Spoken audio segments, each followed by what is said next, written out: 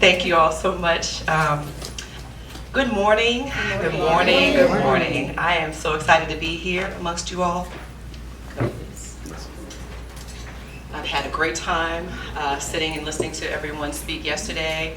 A lot of the themes that I'm going to talk about today were covered, but I hope I give it a new flavor. I especially want to thank Ms. Jessica Park, I think she already left, for switching her day, her time. She wanted to do it yesterday. I didn't know this at the time, but she wanted to do her speech yesterday because her family was here. So the slot I was originally slotted for, she took so that I could take today as well. So thank you all for being here. My name is Dawn Gates, and I have one question for you. Raise your hand if you have never experienced a change or disruption in your life. And anybody? No? That's right, because everyone has had that experience. It doesn't matter the way that it comes, the manner it comes. It could be professionally, personally, emotionally, but you've had that change. You've had that moment in your life where things just kind of blew up in your face, or you get sideswiped off the road like our friend from yesterday, poor thing, who managed to make it here after 4 weeks after her horrible accident. Things will happen in life, hopefully not that drastic, but things will happen in your life where it upsets the order of things. You've been taken out of your comfort zone, your gravity is shifted. So a little bit about me. As I mentioned, I'm Dawn Gates. I'm a retired Army veteran, a Pivot to Passion coach, and up until January of last year, I was on track to meet my goal of being a top executive at my good government job. Let me take you back. It was a Wednesday. I showed up to work as I normally do. My head on straight, I had to beat traffic to get there. Driving through, got to the office. At 10 o'clock, my chief called me in for a meeting. Impromptu. I don't really normally see my chief. She says to me, "So Dawn, I just want to let you know the Diversity and Inclusion Office, which I did not work in, is being shut down today. Everyone from that office is being sent home. You are fine." I was currently working as a Diversity, Equity, Inclusion, and Accessibility Program Manager for my department, which was separate from the Diversity and Inclusion Office. You're fine. There's been no decision made on our counterparts. Okay. 11 o'clock, I go to a meeting with the Diversity and Equity Inclusion Office. Their chief was, as I've mentioned, our counterpart, so they were just giving us the ground, rules like by 5 o'clock this evening, we will be sent home. This is what's going to happen. We'll do an orderly shutdown. You all have not been affected, et cetera, et cetera. At 1:30, my chief calls back. So, if we had to put you in a different role, what roles would you be interested in doing? Because that was the workaround. We were all trained to do something else for that agency. So it made sense that, okay, we'll just place you in another role and go about our business, because our work was important. The mission is certainly important, so we need each and every one of you. But you're fine. You're still fine. At 3:30. So we're not sure yet what they're going to do with the counterparts, but if you just hang out for a little bit for today, we'll get back to you and let you know specifically what is going to happen. At 4:30, my manager, my direct supervisor, said, "Why don't you just go ahead home and I'll call you if anything changes. And if you need to, come back or anything." But just before, as I was packing up to leave, an additional call came from her boss. So, again, it's Wednesday. Go home today. We will call you tomorrow and let you know. But as of right now, you are being sent home. You and your counterparts, as well as the Diversity Inclusion Office, are being sent home today. So it's Wednesday, and they said, we know your interests, we know what you're trained in, we know what you're capable of. We'll find another position for you. That's our role for the rest of this week. I go home thinking, okay, I got a long weekend. I'll be back in Monday. The weekend came and went. Sunday came, I didn't get a call, so I knew I wasn't going back in on Monday. The next week went by, 2 weeks. Now I'm nervous because my chief has been calling, checking in on me, making sure I'm okay. My immediate supervisor has been calling, checking in, making sure I'm okay. That goes on until the end of the month. Then I only hear from HR. Then I don't hear from anybody. I have been on administrative leave from that building since January of 2025. Do you think I was nervous? Do you think I was scared?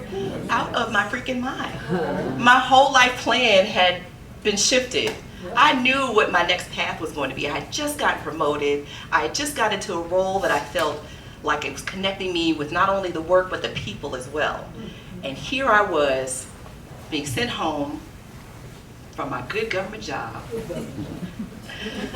from a role that I felt so deeply connected with and so in touch with. But I was being told, and I started to have doubts, that what I was doing was wrong. And I started to second guess myself. What do I do now? And the traditional thing that I normally do, because military background, right? I jump on the next thing. I have to be doing something. I have to get on the next thing smoking. So I try for a good 4 weeks. I'm applying, I'm interviewing, I'm going for similar roles, not similar roles in DEIA, but similar roles for the government. And I kept getting turned away. And I was avoiding DEIA specifically because I felt like maybe this isn't the right time anymore. Maybe things are shifting. Maybe things are going down south. But this is not a sob story. And I'm gonna tell you why. In that moment, I had a unique perspective of time, resources, and ability to really think about what my next step was going to be. And in that moment, I decided that I was going to build my next step. I wasn't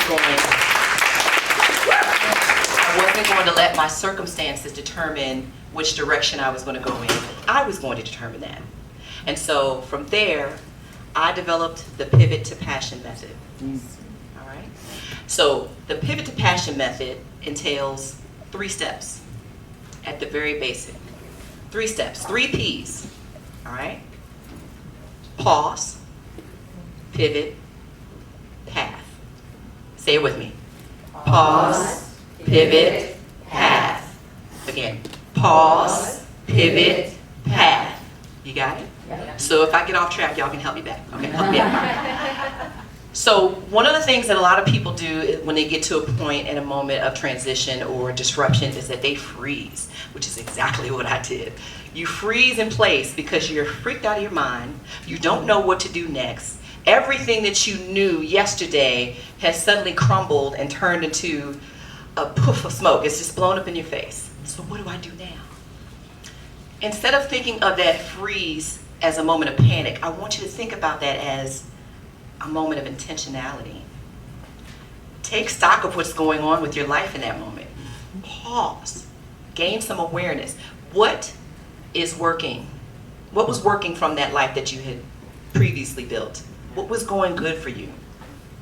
For me, I was connected with a role that was helping people in a way that you don't normally get to see in a government office or corporate world sometimes, in some cases, right? I was able to connect with employee resource groups, help them get built up. I was able to create programming for people who felt like they could be themselves at work. Not their whole selves. Now listen, I don't need you coming in your pajamas, but your authentic self that you felt like you were seen, acknowledged, valued. That's what was working for me in that role. Think about the things that are not working in that space. For me, that commute, that was murderous by the time I got home. My goodness, I live in the DC metro area, so if you can imagine, if you don't know, it's one of those breakneck times. If you leave 1 minute early, you might be all right. If you leave 1 minute too late, you'll be 4 hours in traffic. Come on now. Where did that come from? How did that, what? So by the time I would get home, and I'm married to greatness and mother to adventure, by the time I would get home, home, I was worn out. I was spent. I was barely holding it together, and my 4-year-old needed my attention, and my 45-year-old needed my attention, and so I had to be there in my fullest capacity, but that commute was draining me. It was draining me, so that did not work right. So then, the pivot, number 2. You have to make some hard choices. You have to make some decisions, and you have to do it with courage. And people tend to think that courage only sounds like some loud, boisterous, strong voice. It doesn't have to be.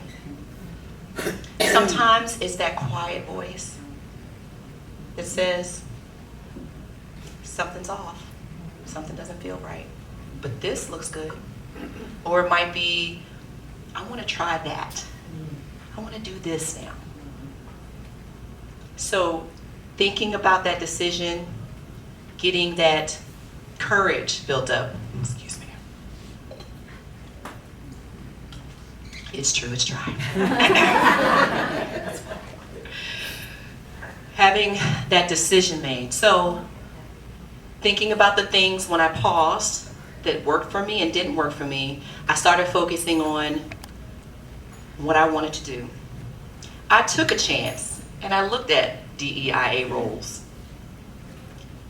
And I found quite a few actually. I'm like, oh, people are still hiring. Found one with the exact same title as the one I was working in previously. And in my mind, I kind of second guessed again, like, oh, this is right now, but in a couple of months it'll go away, the position will go away. But I tried it. I tried it anyway. So then the third P, which is path, thank you. The path. People think that when you need clarity to make a decision, but sometimes that decision grants you that clarity. Yes. If you are truly in tune with that voice on the inside, if you are truly listening to what it is that's speaking to you in the softest voice, the decision you make will lead you in the direction that you actually want to go. And that clarity will come once you make that first step. So that path is the action. You are taking that first step. I'm not saying you disrupt everything all over again and fly to another country and do something. Eat, pray, love. Eat, pray, love. But you have to take that first step. And once you get that first step in and you start to feel a little bouncy, you're like, oh, but I want to keep my foot in the other path. Take it fully. Put both feet into that first step. That's that courage in action. You are actually taking that time and that moment to say, I'm deliberately making this choice. And because I'm deliberately making this choice, I'm putting my full self into it. Will I fail? Who knows? But if you have listened to that quiet voice, you've made that decision to fully step into that new position, that new role, that new whatever it is, if you do make a mistake, you can correct it. In the military, we had this thing called course correction, or adjusting your fire, if you will. If you have a target and say you fire down range and you don't make it exactly that first time, you know what? You can adjust your weapon and try it again. Same target, same weapon, you just made a few tweaks. That's all. That's okay. That's okay. You can tweak it. You can tweak it until it's actually accurate and precise and perfect even. So taking that third step, that path, it can lead to a new career. It can lead to starting a new business. It can start a new relationship. What came out for me is that I applied for that DEIA position. I have been working in that role for the Girl Scouts of Nations Capitals for about a year this month. This is not a sob story. It doesn't have to be. It can be disruptive, it can scare you, it can blow your entire mind and make you think, oh my gosh, what am I doing? What am I doing? And it's not always perfect, and that's okay. We're not going for perfection, we're going for progress, number one, and growth. And if you stay stuck in that moment of disruption, of fear, of I can't do this, that can cripple you. It can make you feel less than you really are, and you will never see the full potential of what you could be. So if you find yourself in that crossroad, in that pivotal moment, I want you to think about, can I take this as an opportunity to move forward, whatever direction it may be a different direction, or will I let it cost me the potential of a new me, of a new life, of a new path? Pivot to passion. Now, when you collect that passion to a purpose, that's where you get your money, okay? You could be the best, your passion could be whittling rabbits. But if you connect that passion of whittling rabbits to selling